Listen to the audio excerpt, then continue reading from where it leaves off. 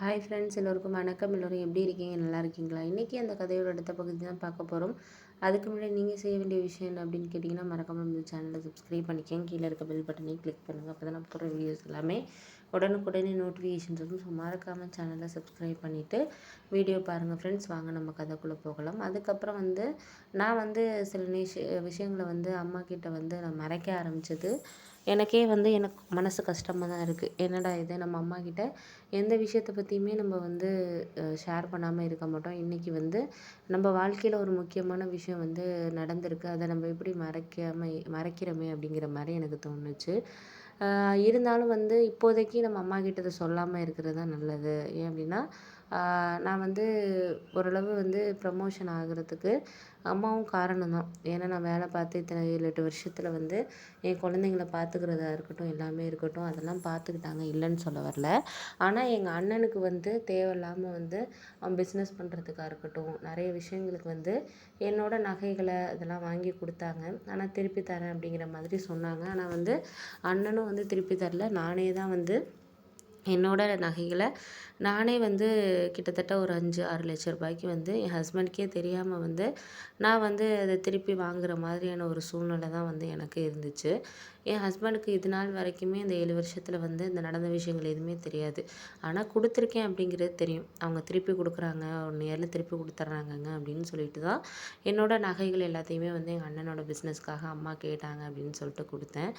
செஞ்சது அவங்க தான், இல்லைன்னு சொல்லலை. இருந்தாலும் நம்ம ஒரு அவசரத்துக்கு அவங்களுக்கு கொடுக்குறோம் அப்படின்னா அதை 1 வருஷமோ இல்லை 2 வருஷமோ வட்டினாச்சும் அதை கட்டினாச்சும் நம்மளுக்கு திருப்பி கொடுக்கணும். ஆனால் எங்கள் அண்ணன் வட்டியும் கட்டலை, எதுவுமே கட்டலை. நான் தான் என்னோட பேரில் அடகு வச்சு கொடுத்தேன். அண்ணன் பணத்தை மட்டும் 5 லட்ச ரூபாய் எல்லாத்தையும் எடுத்துக்கிட்டு ரூபா கூட வட்டி கட்டலை, எதுவுமே இல்லை. நான் அம்மா கிட்ட கேட்டதுக்கு அம்மா பிஸ்னஸில் போட்டிருக்கான், என்ன பண்ண சொல்கிற, உங்கள் அண்ணியும் அவளும் வேலைக்கு தான் போகிறா, கஷ்டப்படுறா இல்லைங்களா அப்படின்னோடனே, எங்கள் அண்ணன் பண்ணக்கூடிய எல்லா விஷயத்துக்கும் சப்போர்ட் பண்ணாமல் இருக்க வேணாம்னு நான் சொல்லவில்லை. ஆனால் ஒரு தடவை அவனுக்கு லாஸ் ஆகுது அப்படின்னா அடுத்த தடவை அவன் முயற்சி பண்ணணும். அடுத்தது என்ன அப்படிங்கிறத அடுத்தடுத்த ஒரு விஷயத்தில் அவன் முயற்சி பண்ணணுங்கிறது தான் என்னோட ஒரு விஷயமா இருந்துச்சு. ஆனால் அவன் ஒரு ஒரு விஷயம் பண்ணுறப்பையும் அம்மா நம்ம எது பண்ணாலும் அவங்க அதை எப்படியாச்சும் சமாளிச்சிருவாங்க அப்படின்னு சொல்லிட்டு அண்ணனுக்கு பிஸ்னஸில் ஏற்பட்ட நஷ்டத்தையாக இருக்கட்டும், அதுக்கப்புறம் நான் 5 லட்ச ரூபா கிட்ட என்னோட நகைகள் எல்லாம் வட்டியெல்லாம் சேர்த்து 6 லட்ச ரூபாய்க்கு மேலேயே வந்துச்சு. நான் என் ஹஸ்பண்டுக்கு தெரியாமல் என்னோட சேலரியில் கொஞ்சம் கொஞ்சமாக மாதம் எனக்கு 40,000 சம்பளம்னா அதை 30,000 தாங்க சேலரி அப்படின்னு சொல்லி சீட்டு போட்டு அது பண்ணி இது பண்ணி தான் நான் இந்த 1 இயரில் என்னோட நகையெல்லாம் கொஞ்சம் கொஞ்சமாக மீட்டேன். அம்மா அதுக்காக எதுவுமே அவங்க எதுவுமே சொல்லலை. நம்ம அண்ணன் தானே அப்படிங்கிற மாதிரி தான் அவங்க நினச்சாங்க. இருந்தாலும் என்ன தான் தங்கச்சியாக இருந்தாலும் அண்ணனாக இருந்தாலும் ஒரு பண விஷயத்தில் ஒரு ஹெல்ப் பண்ணுறாங்கங்கிறப்போ திருப்பி அவங்களுக்கு அதை பண்ணால் மட்டும்தான் அடுத்த தடவை நீங்கள் கேட்டால் கூட இல்லைன்னு சொல்லாமல் கொடுப்பாங்க அப்படிங்கிறது தான்.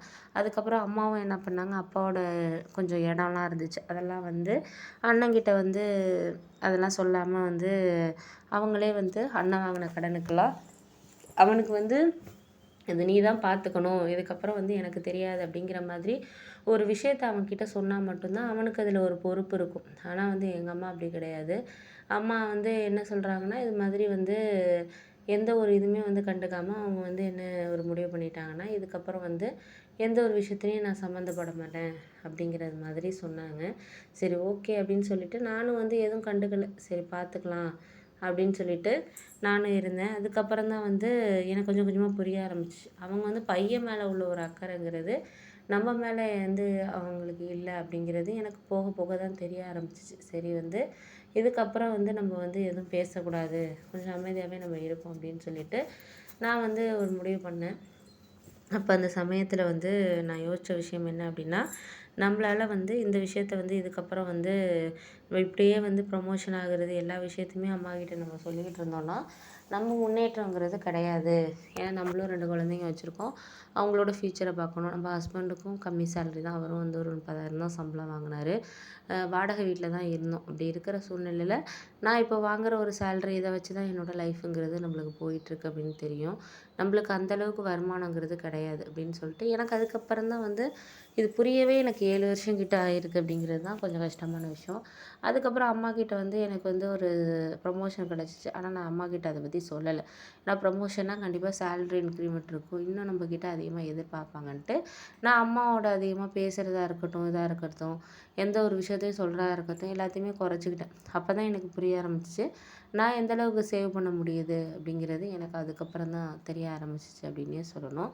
அதுக்கப்புறம் என்ன நடந்துச்சுங்கிறத அடுத்த ஒரு பகுதியில உங்ககிட்ட நான் சொல்றேன் ஃப்ரெண்ட்ஸ். இந்த வீடியோ பிடிச்சிருந்தா லைக் பண்ணுங்க.